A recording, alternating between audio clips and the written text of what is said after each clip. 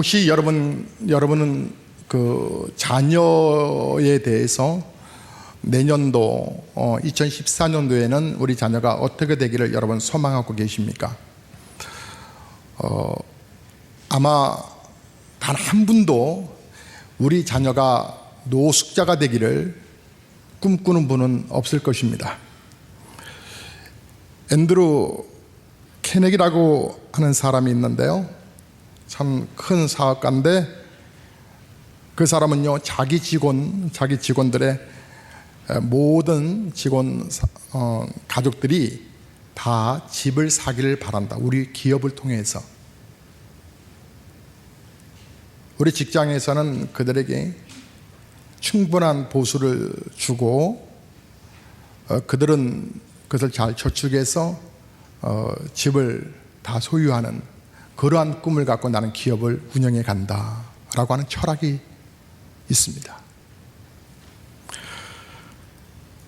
여러분, 한 사업가의 꿈도 자기 직원들이 형통하기를 바라건만, 우리의 부모들도 자녀가 잘 되기를 소망하고 바라건만, 우리의 창조주이신 하나님은 정말 우리를 향해서 얼마나 잘 되기를 소원하고 계실까?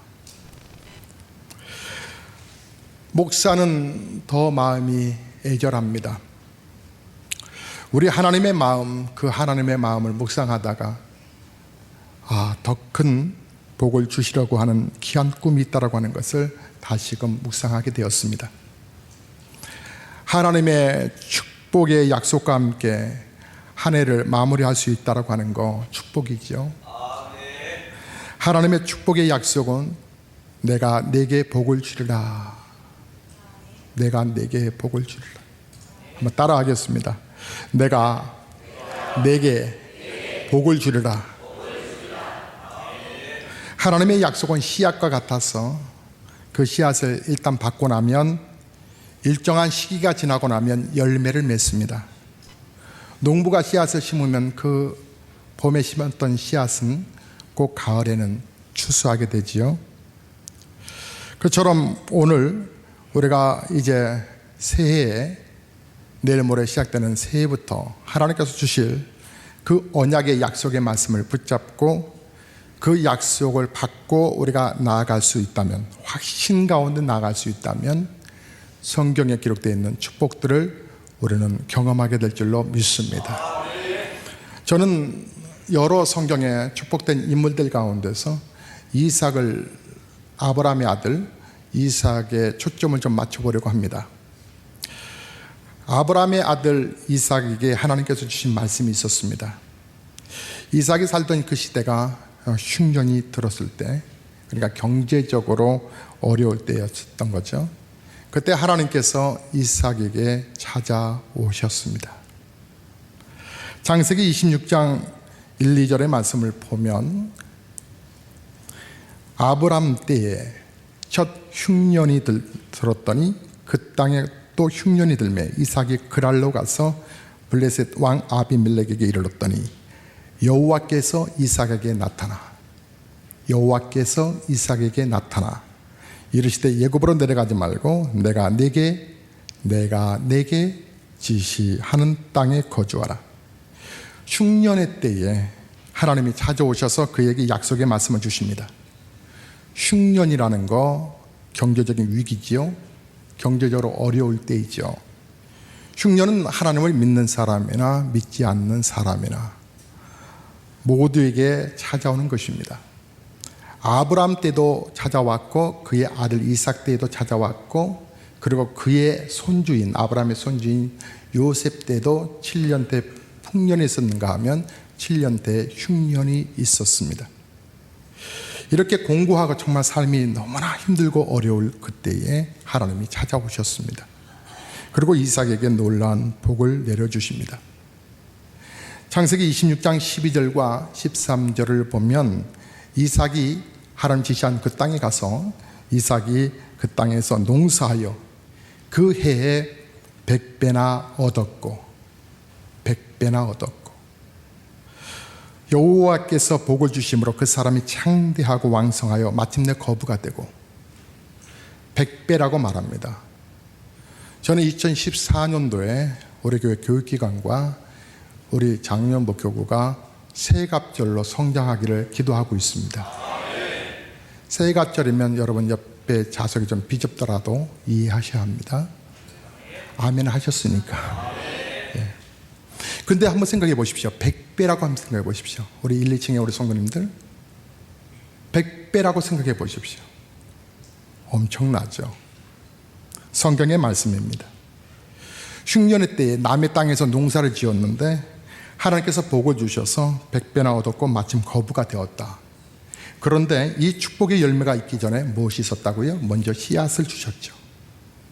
창세기 26장 3절을 보면 이 땅에 거류하면 내가 너와 함께 있어 네게 복을 주고 내가 이 모든 땅을 너와 네 자손에게 주리라.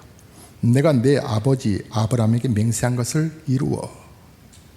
내가 너와 함께 있어 네게 복을 주리라. 따라해 보세요. 내가 너와 함께 있어. 내가 너와 함께 있어. 네게 복을 주리라. 놀라운, 정말 놀라운 약속입니다. 2014년도 새해 경제가 어떻게 될까? 지난 조선일보 금요일자 신문을 봤습니다. 사면인가요? 그 면에 이렇게 나와 있더군요.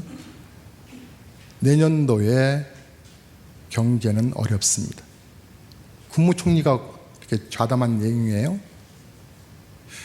내년도에도 불투명하답니다. 새해에도 소망이 없어 보이는 우리의 삶의 그 현장 속에 우리 하나님이 이 시간 다가오셔서 말씀하십니다. 내가 네게 복을 주리라. 마치 흉년의 때와 같은 거죠. 그럼 어떻게 이삭이 그 흉년의 때에 또 이 환경을 초월해서 축복을 받을 수 있었는가? 거기에 어떤 비밀이 담겨 있었는가?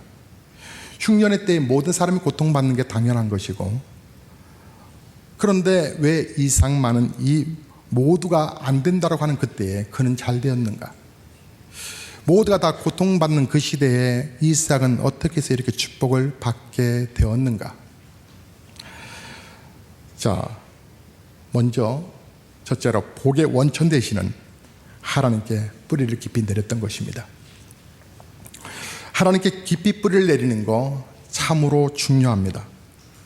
하나님을 믿을 때 우리가 어떤 하나님을 믿느냐라고 하는 것입니다.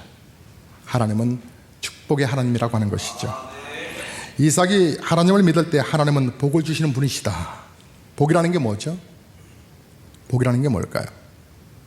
성경에서 말씀하시는 복은요, 하나님의 생명의 흐름입니다. 하나님의 생명의 흐름이 막히면 번성할 수가 없잖아요.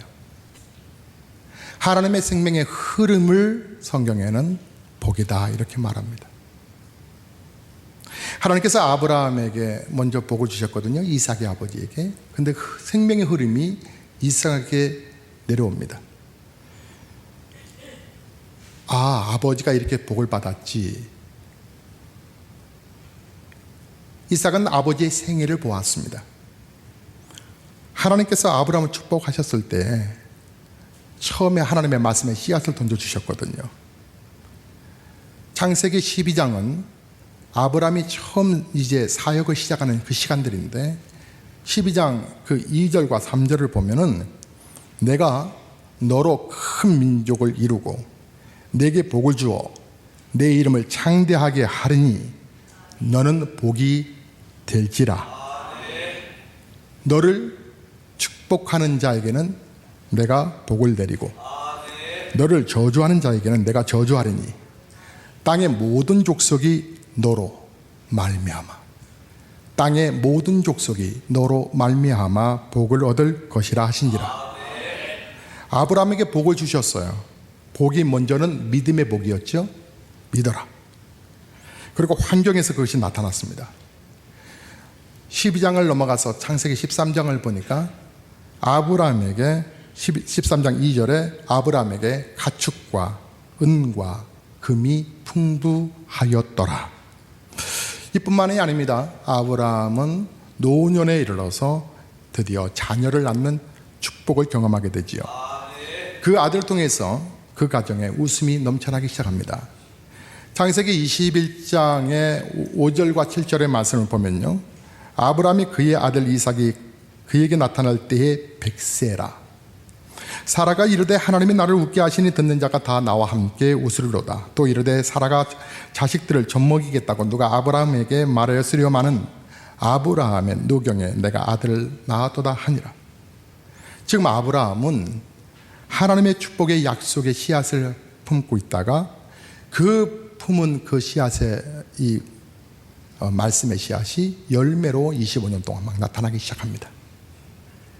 하나님의 정말 그는 축복의 결실을 보면서 하나님의 선하심을 경험하게 되었던 거죠.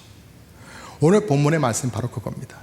시편 제34편 8절의 말씀처럼 너희는 여호와의 선하심을 맛보아 알지어다.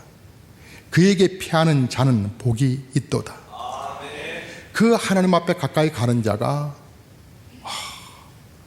복을 받는 건데 그 복을 경험한다는 것입니다. 하나님의 선하심을 맛보아 알아야 된다고 하는 것이죠.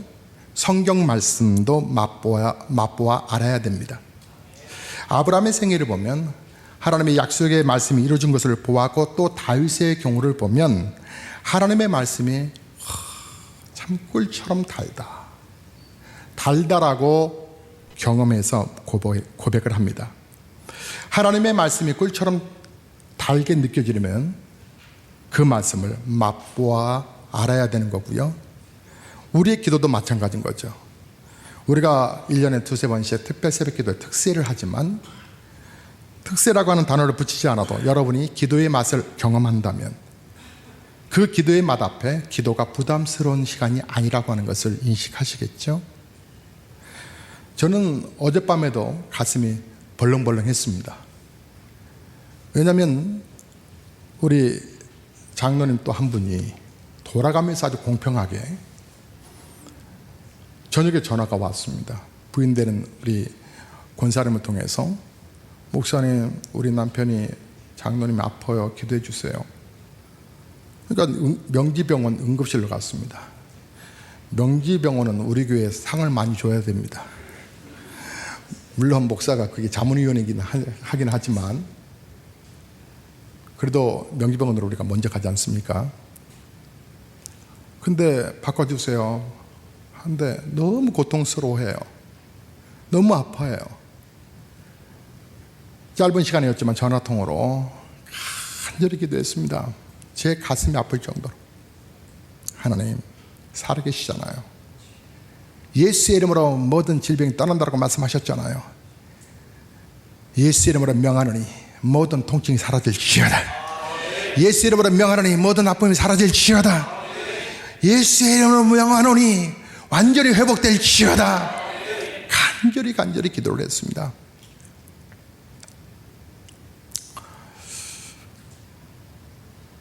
마음이 전화를 끊고 나서 마음이 얼마나 아팠을까, 아프고 있을까. 다음 회의가 있는데 집중하기가 좀 어려웠습니다. 회의를 마치고 우리 다른 장로님이 그 소식을 아시고 전화하는 내용을 옆에서 들었습니다. 권사님하고 통화를 하는데 아무래도 병원에 오늘 밤 입원해야 된다고 하는 것입니다. 근데 그때 목사의 마음속에 이건 아니잖아요, 하나님.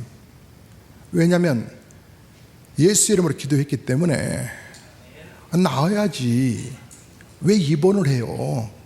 그러면 간절하게 기도했던 것이 기운이 빠지잖아요. 기운이. 하나님 이게 아니잖아요. 내일 주일 예배 드려야죠, 장로님이. 제가요 96세 되신 할아버지가 생존해 계십니다. 내년이면 97세가 되십니다. 걱정입니다. 아브람처럼 100세 때 아들을 낳을까 봐. 그런데 이제 노년이라 연세가 많이 정말 드신 관계로 곧 돌아가실지 비상대기하고 있습니다. 근데 제가 맞상주입니다. 교회 연말에 연초에 행사가 쫙 교회에 계획된 일들이 있는데 하나님 혹 또 주일에 딱 걸려 이 장례 기간에 딱 걸리면 어떻게 되나? 그때 바로 회개했습니다. 자네는 목사잖아. 죽은 자는 죽은 자에게 장사하고 목사잖아. 와서 주일 예배 드리면 되지. 인도하면 되지. 그 음성이 어떻게 하나 하는 동시에 막 들려오는 거예요. 그래서 하나님께 바로 회개를 했습니다. 간단하네요. 간단한데 괜히 고민했습니다. 죄송합니다. 저는 목사지요. 목사가 예배 때에 기도하여 성도들의 저주가 찾아오는 이 공격에 오는 사단의 세력을 막을 수만 있다면 이보다 엄청난 사역이 더 큰 생명을 보존하는 일들인데 하나님 죄송합니다. 우리 나장로님이 그 이름으로 예수 이름으로 기도했는데 입원하다니요. 주의를 지켜야죠 장로가. 그런데 밤 조금 지난 시간에 문자가 왔습니다. 목사님 호전되어서 집으로 옵니다. 그래서 오늘 예배 자리에 앉아 계십니다. 하나님은 살아계십니다. 예수 이름으로 기도하는 곳에 역사가 일어나는 줄로 믿습니다. 이것이 바로 기도의 맛이라고 하는 것이죠. 하나님의 선하심을 맛보아 알지어다. 제가 예수 믿고 가장 받았던 축복 중에 하나가 하나님이 정말 복을 주시는 분이시라고요. 하나님은 주시고 투기부, 용서해 주시고 토포기부, 하나님은 계속적으로 우리에게 또 뭐 여러 가지 복을 주시기 위해서 정말 계획하시는 분. 제가 그 하나님을 알아간다는 게 너무 큰 축복이라는 거죠. 로마서 8장 32절에 자기 아들을 아끼지 아니하시고 우리 모든 사람을 위하여 내주신 이가 어찌 그 아들과 함께 우리에게 모든 것을 우리에게 주시지 않겠느냐. 아들과 함께 모든 것을 우리에게 주시지 아니하시겠느냐고 말씀합니다. 하나님께서 정말 우리 모두 말이에요. 우리 모두 한 사람 한 사람을 축복해 주기를 원하시는 거고요. 이삭은 하나님의 축복의 약속을 붙잡고 하나님이 지시하신 곳으로 가서 농사를 짓게 되는데 하나님께서 그에게 약속하세요. 흉년의 때이긴 하지만 내가 나의 인도를 받게 되면 내가 너를 축복하겠다고 하는 것이죠. 창세기서 26장 3절과 4절을 보면 이 땅에 거류하면 내가 너와 함께 있어. 내가 너와 함께 있어. 내가 너와 함께 있어. 내게 복을 주고 내가 이 모든 땅을 너와 내 자손에게 주리라. 내가 내 아버지 아브라함에게 맹세한 것을 이루어. 참 놀랍죠. 4절 내 자손을 하늘의 별과 같이 번성하게 하며 이 모든 땅을 내 자손에게 주리니 내 자손으로 말미암아 천하 만민이 복을 받으리라. 여러분 이 말씀을 보시면요, 하나님께서 아브라함에게 주신 말씀을 그 아들 때 와서 점점 이루어 주시고, 그리고 요셉 때에 오게 되면 완전히 아주 절정을 이루게 만들죠. 그래서 부모의 신앙이 참으로 중요해요. 여러분 새해부터는요 자녀 교육 잘 시켰어요. 저도 노력할 거고요. 주일 똑바로 지켜라. 그리고 하나님 앞에 똑바로 예배해라. 똑바로 11조 드려라. 똑바로 가르치셔야 합니다. 왜냐하면 자녀가 복받는 길이기 때문에 그렇습니다. 여러분 그 말씀에 이렇게 표현을 합니다. 하나님이 함께 하심으로 복을 주시겠다고 하는 약속, 둘째로 하나님이 땅을 통해서 복을 주시겠다고 하는 약속, 이삭에게 말해요. 이것이 너의 아버지한테 얘기했던 얘기라는 거죠. 셋째로 하나님이 천하 만민이 복되게 하는 복의 근원이 되게 하겠다는 약속을 하셨습니다. 자 여러분, 복을 받아도요 겨우 자기만 먹고 사는 그런 사람이 있어요. 겨우. 아니면 그나마 스스로를 관리하지 못할 정도로 어려워하는 사람이 있는가 하면요, 어떤 분들은요 축복이 막 넘쳐나요. 구세군 그 냄비에 매년 1억씩 이렇게 넣는 사람 있잖아요. 어딜까, 그 사람이 누굴까, 정체성을 그 사람 막 궁금해 하는데 지도세도 모르게 딱 넣고 간다면서요. 그런데 매년마다 벌써 10년째 넘게 이렇게 어떤 사람은 축복이 막 넘쳐나서 막 나눠줍니다. 또 베풀어줍니다. 그냥 섬기는 것을 막 행복해합니다. 하나님의 마음이 그렇다는 거죠. 그런 쪽으로 올라와야 한다고 하는 것이죠. 복의 근원이 되라고 하는 겁니다. 너만 겨우 먹고 사는 존재가 아니라는 거예요. 오히려 남을 도와주고 열방을 복되게 하는 인생으로 나아가라고 하는 것입니다. 그러기 위해서는 우리가 하나님의 축복을 정말로 받아야 되는데, 그러기 위해선 축복의 원천 대신 하나님께 어떻게 해요? 뿌리를 깊이 내려야 한다고 하는 것이죠. 예레미야 17장 7절과 8절의 말씀을 보게 되면, 그러나 무릇 여호와를 의지하며 여호와를 의뢰하는 그 사람은 복을 받을 것이라. 그는 물가에 심겨진 나무가 그 뿌리를 강변에 뻗치고 더위가 올지라도 두려워하지 아니하며 그 잎이 청청하며 가무는 해에도 걱정이 없고 결실이 그치지 아니함 같으리라. 예를 들으셨어요? 그 나무가 그 뿌리를 강변에 뻗쳤다는 거죠. 뿌리가 깊이 내려요. 우리가 하나님의 능력과 은혜를 경험하려면 마치 나무가 수많은 결실을 얻게 되고 잎이 청청하고 정말 든든하게 서 있게 되기 위해서 뿌리를 깊이 내린 것처럼 우리가 하나님의 말씀 앞에 뿌리를 깊이 내려야 한다고 하는 것입니다. 골로새서 2장 6절과 7절의 말씀을 보게 되면, 그러므로 너희가 그리스도 예수를 주로 받았으니 그 안에서 행하되 그 안에 뿌리를 박으며 세움을 받아 교훈을 받은 대로 믿음에 굳게 서서 감사함을 넘치게 하라. 하나님을 의지하는 사람, 그 사람에게 환경을 초월해서 기적을 경험한다라고 하는 것이죠. 여러분, 흉년은 누구나 경험하는 거고요. 중요한 것은 누가 흉년의 때에 오히려 그 어려울 그때에 잘 될 수 있느냐는 거예요.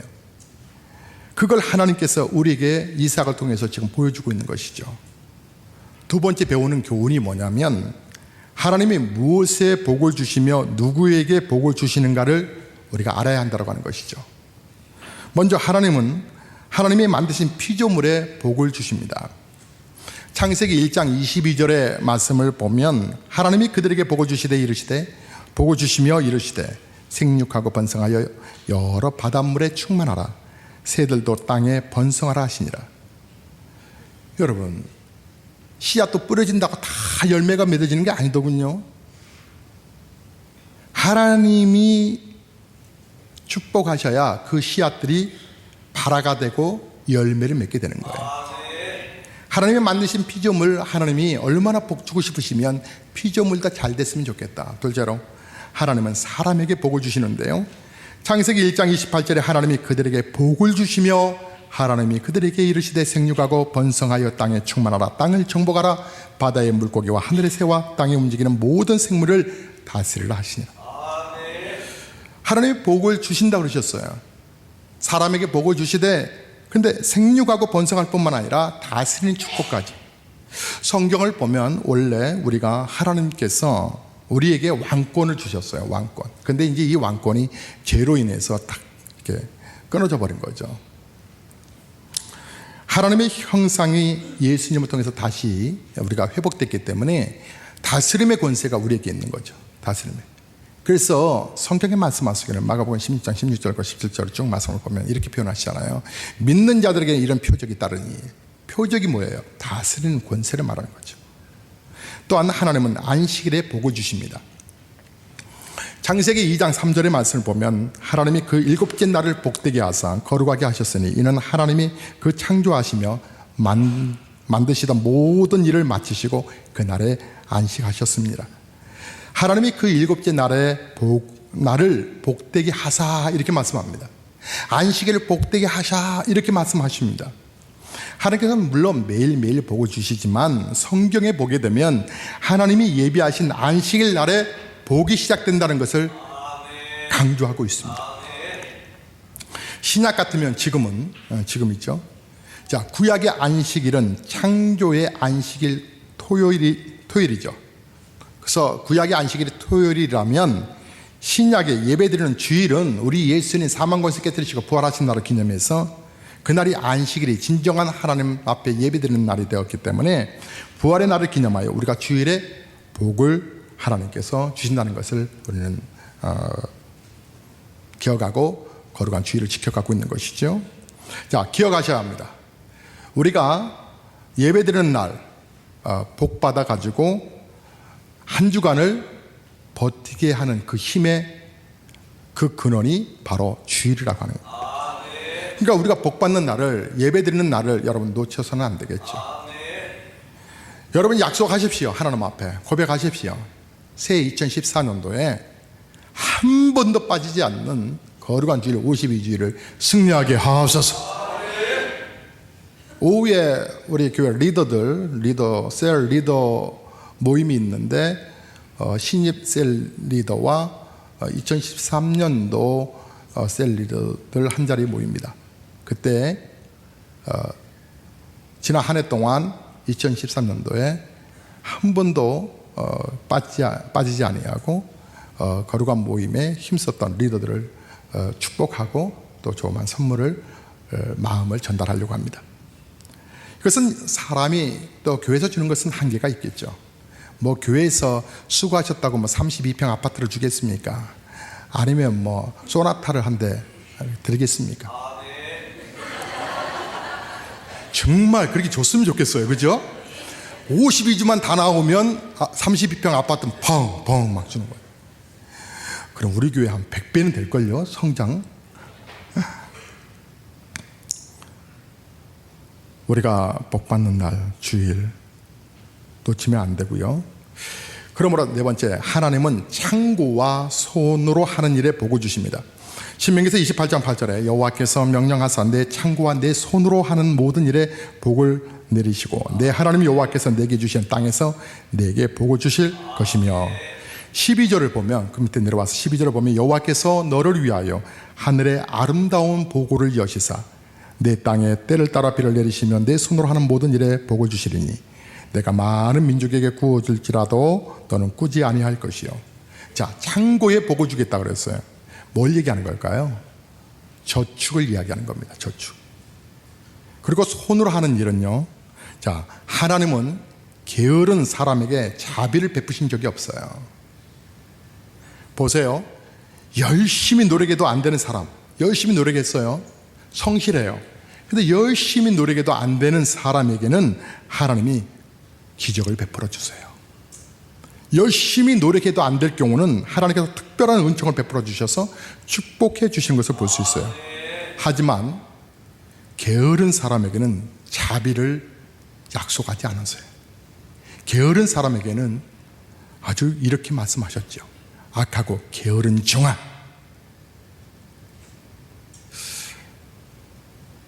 쫓김을 받는 아주 무서운 말씀을 하십니다. 손이 부지런한 자를 돕겠다는 거예요. 손으로 하는 일들을 축복하시고 창고, 저축하는 것에 복을 주시겠다는 거예요. 내년에도 경제가 어려울 거라 말하지만, 근데 어려운 상황에서 우리가 어떻게 저축하며 살 수 있겠어요? 물론 경제가 어려운 거에 대해서 인정을 해야지요. 하나님도 분명히 흉년의 때는 흉년의 때라고 이렇게 말씀하시잖아요. 근데 이럴 때에 어떻게 살아야 될까요? 당연히 허세를 부리면 안 되겠죠. 누가 부여하느냐? 간단하죠. 기본 상식인데 버는 것보다 적게 쓰면 되겠죠. 수입보다 지출이 많다면 점검도 해야 되겠죠. 자, 그런데 이것은 인간의 한계인데 우리가 아껴서 저축한들 얼마나 모을 수 있겠어요? 그냥 한 방에 훅 가버리잖아요. 몸의 통증을 이겨내지 못해서 응급실로 실려가는 것이 바로 우리의 인생 아니겠어요? 근데 하나님이 복을 주시기 위해서 나는 대신 성실하게 사는 거죠. 성실하게. 어떻게 해요? 다섯 번째, 하나님은 11조의 복을 주십니다.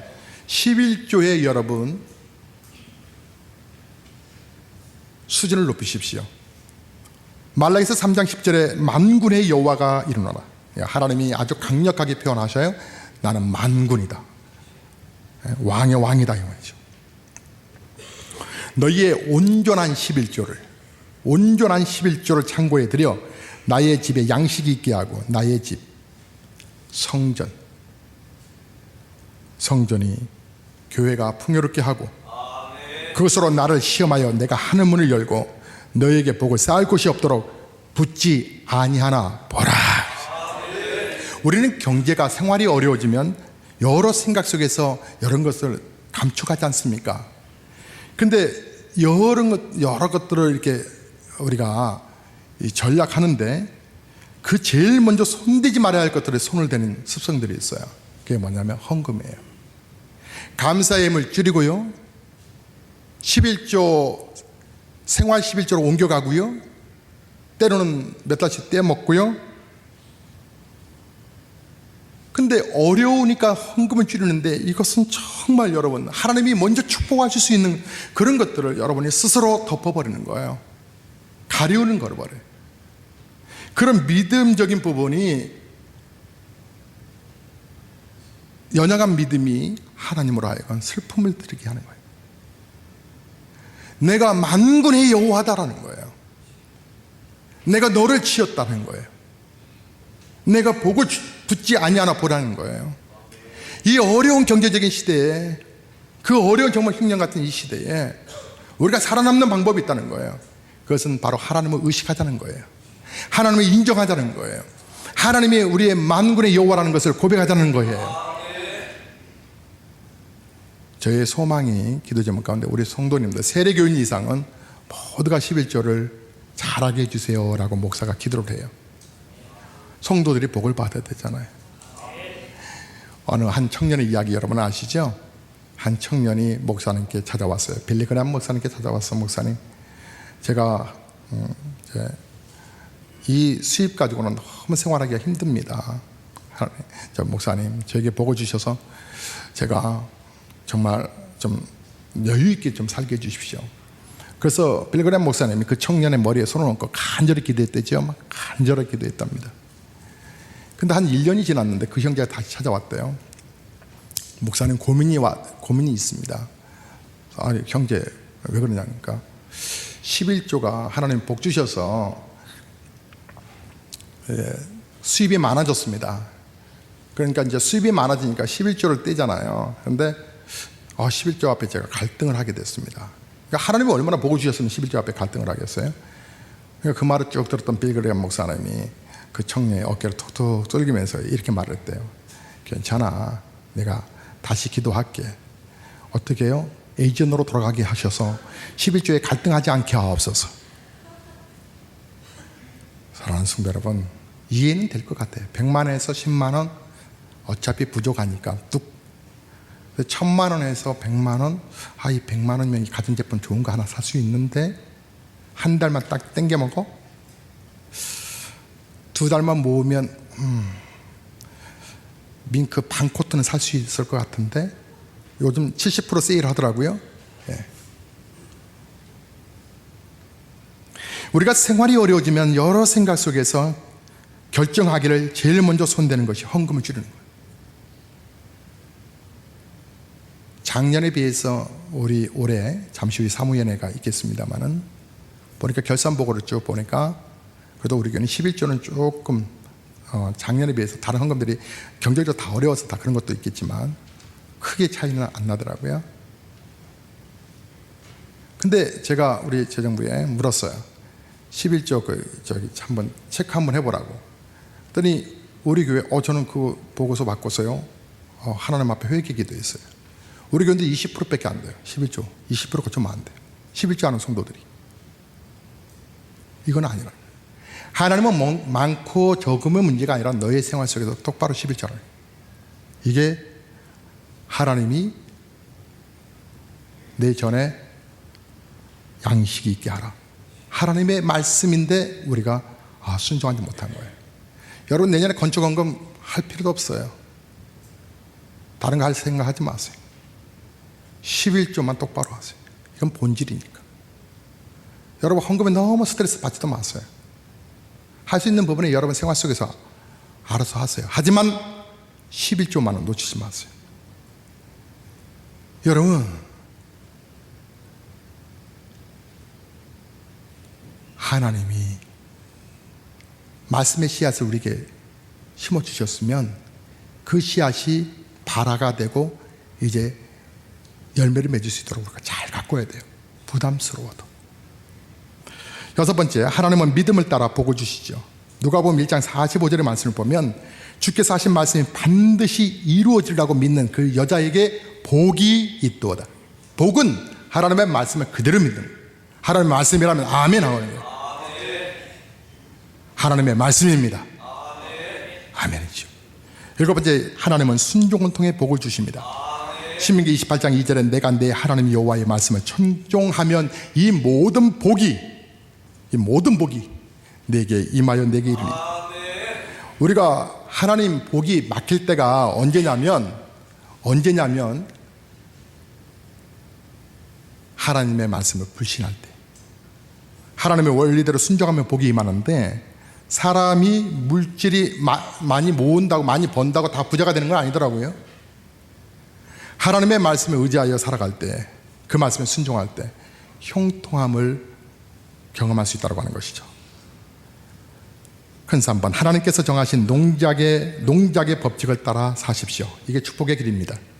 구체적인 우리의 생활 반경으로 좀 들어가 볼까요?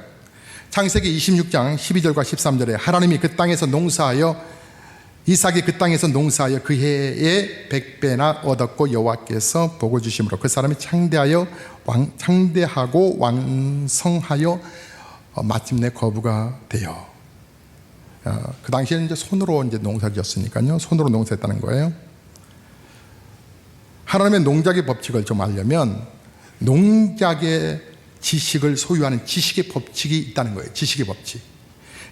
여러분 씨앗을 보면요, 채소의 씨앗을 보면 여러분 흔히 아는 상추씨라든지 뭐 쑥갓씨라든지 이런 부분들은 여러분 아시겠지만 요즘은 뭐 특영작물이라 가지고 여러 이렇게 이제 씨앗들이 있잖아요. 전문가 아니면 모르죠. 모르죠. 농부는 농사에 대한 지식이 탁월해야 되잖아요. 우리도 마찬가지 아니겠어요? 우리도 지식이 탁월해야 되잖아요. 잠언서 24장 4절에 말씀하시기를 또 방들은 지식으로 말미암아 각종 귀하고 아름다운 보배로 채우게 되느니라. 채우게 되는 것은 결국 뭐냐? 지식이라는 거예요. 지식. 그래서 지식을 자꾸 추구해 가야 한다고 하는 거예요. 제가 제자훈련하는 우리 성도님들에게 약 40여 명에게 책을 이렇게 권면합니다. 책을 이렇게 권면하면 잘 읽고 오시는 분이 있는가 하면 버거워하세요. 근데 읽으셔야 돼요. 왜냐하면 하나님의 축복이 어디서부터 어디로 이렇게 유통되어 가고 어떻게 쏟아지고 어떻게 가는지를 제대로 보시려면 그에 관련된 책들도 좀 보셔야 되죠. 또한 때를 따라 심고 거두는 때의 법칙이 있다는 것을 아셔야 합니다. 때를 따라 심고 거두는 법칙. 자, 사계절이 있잖아요. 자, 또 더불어서 우리가 흉년의 때도 있고 풍년의 때도 있잖아요. 시절을 쫓아 과실을 맺는다 하잖아요. 지금은요, 어느 때일까요? 어려운 때예요. 흉년 때와 같아요. 그러나 우리는 이 어려운 때에 축복을 받아야 되고요. 여러분 이 말씀대로 여러분 축복을 받기를 주의 이름으로 축원합니다.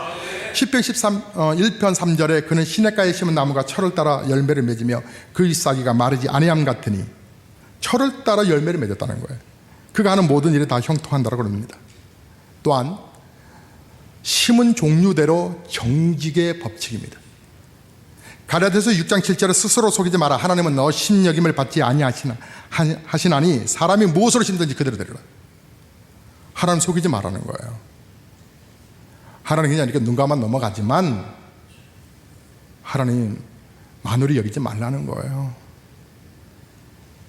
그래서 네 번째, 심은 양을 따라 거두는 투자의 법칙이 있다는 거죠. 투자라고 하니까 여러분 증권 투자라는 얘기 아니에요. 부동산 투자하라는 얘기 아니에요.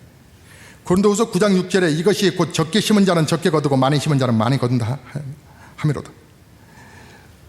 적게 심으면 당연히 적게 거두게 되는 거죠. 전도서 11장 6절에 너는 아침에 씨를 뿌리고 저녁에는 손을 놓지 말라. 이것이 잘 될런지 저것이 잘 될런지 혹 둘이 다 잘 될런지 알지 못함이라. 그러나 우리는 무조건 뿌리는 거죠. 제가 어려움을 겪게 되니까 평소 좋은 관계에 있는 분들이요, 저를 참 응원해 주시더라고요. 어려울 때는 다 떠나잖아요. 부담스러우니까 떠나버리고 불편하니까 떠나버리고 떠나잖아요. 근데 그 좋지 않은 환경 속에서도 또 어려운 관서도 저를 지지해 주더라고요. 저한테 이런 말을 해요. 투자할 만하다는 거예요. 투자할 만하다. 목사님의 잠재력이 있다는 거예요. 투자할 만하다는 거예요.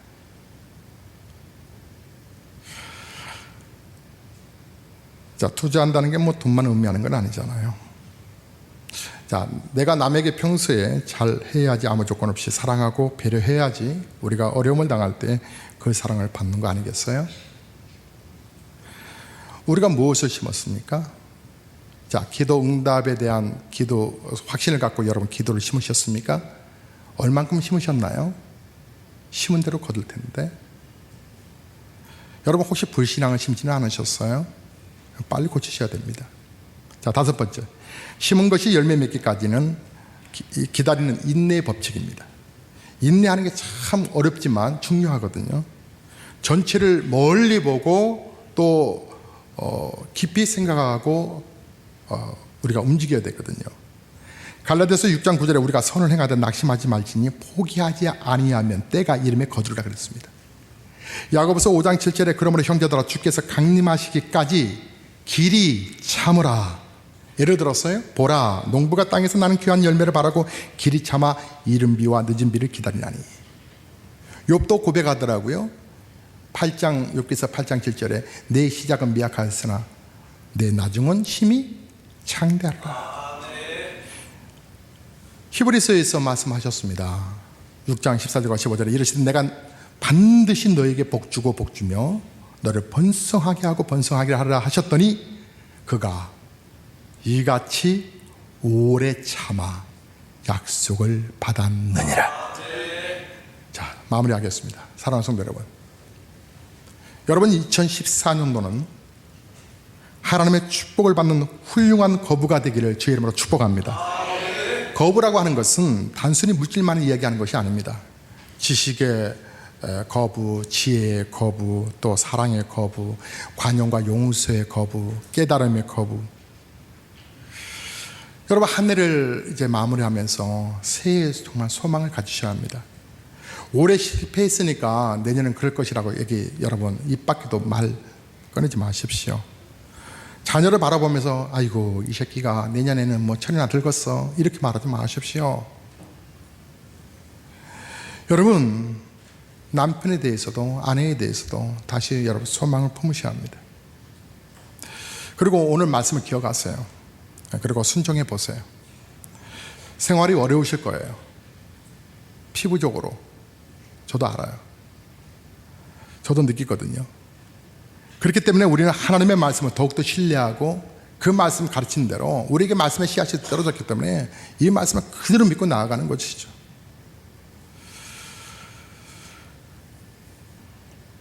한 분의 예를 들고 기도하겠습니다. 이분은 성실하게 직장생활을 약 25년간을 했습니다. 중소기업입니다. 그런데 사장이 갑자기 뇌출혈로 쓰러졌습니다. 다행스럽게 의식은 돌아왔는데 몸을 더 이상 언어라든지 활동할 수 없습니다. 그런데 이분에게는 자식 둘이 있습니다. 그런데 여러 직원들이 있음에도 불구하고 한 25년 동안 성실하게 다녔던 그 직원을, 부장을 아무 조건 없이 그 중소기업을 넘겨줍니다. 그리고 최소 비용만 받습니다. 근데 그것은 헐값에 지나지 않습니다. 근데 그분이 그런 축복을 받으면서 고백합니다. 나는 이렇게 복을 받을 수 있는 사람이 아닌데. 근데 그분의 장점은 성실한 거였습니다. 근데 그분은 어느 날 보니까 중소기업 사장이 된 거죠. 근데 그분의 뒤에는 그분을 위해서 기도하는 아내가 있었습니다. 작년에 그분은 안수 집사가 되었고 부인은 권사가 되었습니다. 그 회사도 잘 되고 또 더 잘 되어서 큰 또 터를 구입해서 공장을 큰 것을 또 2동을 더 지었습니다. 이분은 저의 작은 아버지입니다. 이분은 성실한 것밖에 없습니다. 그리고 하나님 의지했습니다. 무엇보다도 아내가 그렇게 기도를 했습니다. 작은 어머니죠. 사랑하는 성도 여러분, 중소기업 사장은 자기의 자식들이 있음에도 불구하고 성실한 직원에게 물려줬습니다. 하지만 그것은 단순하게 이루어졌던 것이 아니라 아내의 눈물, 하나님의 약속의 말씀을 품고 나아가는 성실한 삶이 있었기 때문에 그 결과가 이어졌던 것입니다. 저도 우리 사랑하는 성도님들이 새해에 놀라운 축복의 문들이 이곳저곳에서 열려가기를 주의 이름으로 축복합니다.